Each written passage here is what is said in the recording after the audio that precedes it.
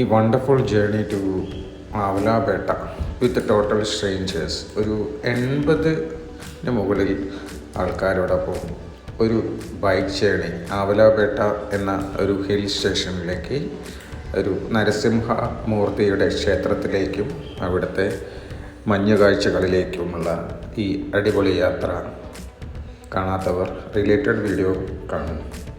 2 പാർട്ടായി ഈ വീഡിയോ ഇട്ടിട്ടുണ്ട്. കണ്ടു നോക്കൂ.